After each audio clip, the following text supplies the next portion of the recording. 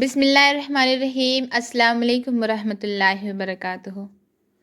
بنو ہاشم کس کی اولاد ہے اور یہ کعبہ کے متولی کیسے بنے؟ ہمارے نبی حضرت محمد صلی اللہ علیہ وسلم قریش قبیلے سے تعلق رکھتے تھے، جو پورے عرب میں سب سے معزز قبیلہ تھا۔ قریش دراصل فہر بن مالک بن نضر بن کنانہ کا لقب تھا، بعد میں اس کی اولاد کی نسبت سے مشہور ہو گئی۔ یوں تو اس قبیلے کو ہر دور میں سیادت حاصل رہی، لیکن قصا کو ایک منفرد مقام حاصل ہوا۔ اس کا نام زید تھا۔ خانہ کعبہ کا متولی جو شخص بنا اس کا نام زید تھا، اور وہ بچپن میں یتیم ہو کر والدہ کے ساتھ ملک شام کے قریب قبیلہ عزرہ میں جا بسا تھا اور وہیں پلا بڑا بھی تھا، لیکن جوان ہو کر مکہ آ گیا اور کچھ ہی دنوں کے بعد خانہ کعبہ کا متولی بن گیا۔ یہ قبیلہ قریش کا پہلا شخص تھا جو خانہ کعبہ کا متولی ہوا۔ متولی ہونے کا مطلب یہ تھا کہ اسی کے ہاتھ میں خانہ کعبہ کی کنجی ہوتی تھی۔ وہ جس کے لیے اور جب چاہتا تھا کعبہ کا دروازہ کھولتا تھا۔ علاوہ ازیں قریش مکہ سے باہر آباد تھے، اس نے انہیں اندر لا کر آباد کیا۔ نیز اسی نے حاجیوں کے لیے میزبانی کا طریقہ بھی ایجاد کیا۔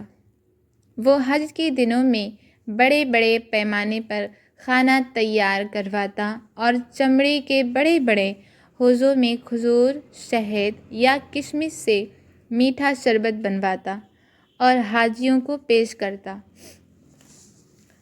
اس نے کعبہ کے شمال میں دار الندوہ کے نام سے ایک گھر بھی بنایا تھا، جو قریش کی اجتماعی سرگرمیوں کا مظہر تھا۔ یہی ان کی پارلیمنٹ بھی تھی اور اسی میں وہ شادی وغیرہ کی رسمیں بھی انجام دیتے تھے۔ قریش کا جھنڈا اور گمان بھی قصا ہی کے ہاتھ میں ہی تھا، چنانچہ لڑائی کا جھنڈا اس کے علاوہ کوئی نہیں باندھ سکتا تھا۔ وہ بڑا کریم اور عقل مند تھا۔ قریش اس کی بات بے چوں چرا تسلیم کرتے تھے۔ بنو ہاشم کس کی اولاد ہے اور انہیں ہاشم کیوں کہتے ہیں؟ آپ صلی اللہ علیہ وسلم کا خاندان آپ صلی اللہ علیہ وسلم کے پردادا ہاشم کی نسبت سے ہاشمی خاندان کہلاتا تھا۔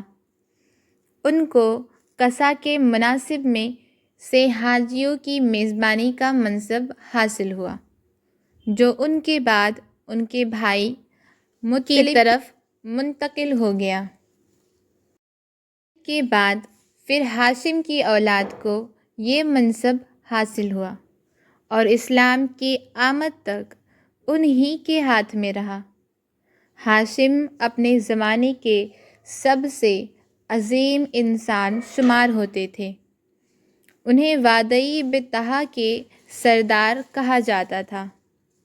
وہ روٹی توڑ کر گوشت اور شوربے میں بھگوتے اور لوگوں کو کھانے کے لیے چھوڑ دیتے تھے، چونکہ عربی میں اس طرح کسی چیز کے توڑنے کو حشم اور توڑنے والے کو ہاشم کہتے ہیں، اس لیے ان کا نام ہاشم پڑ گیا، ورنہ ان کا اصل نام عمرو تھا۔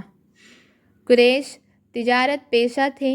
ہاشم نے ان کے لیے جاڑے میں یمن اور گرمی میں شام کے تجارتی سفر منظم کیا اور اس کے لیے دونوں ملک کے ذمہ داروں کی ضمانتیں حاصل کیں۔ اس سفر کا ذکر قرآن مجید کے سورہ قریش میں اللہ تعالیٰ کے ایک بہت بڑے احسان کے طور پر کیا گیا ہے۔ ہاشم ایک بار تجارت کے لیے شام جاتے ہوئے یثرب مدینہ منورہ سے گزرے۔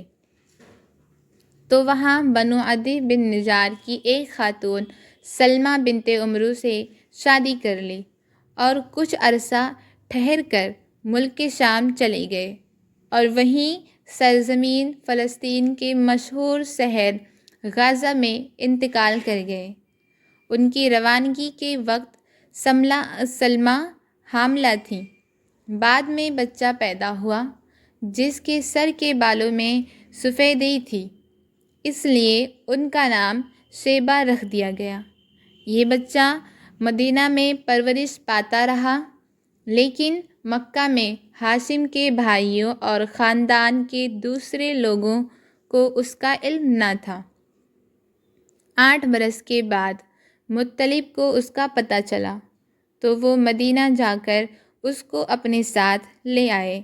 جب مکہ میں داخل ہوئے تو لوگوں نے سمجھا کہ یہ ان کا غلام ہے، چنانچہ اسے عبد المطلب کہنے لگے اور بالآخر وہ اسی نام سے مشہور ہو گیا۔ عبد المطلب بہت خوبصورت اور عظیم تھے۔ ان کے دور میں ان کا ہم مرتبہ کوئی نہ ہوا۔ وہ قریش کے سردار اور مکہ کے قافلہ تجارت کے ذمہ دار تھے۔ وہ جود و سخاوت اس قدر کرتے تھے کہ ان کا لقب فیاض پڑ گیا تھا۔ ان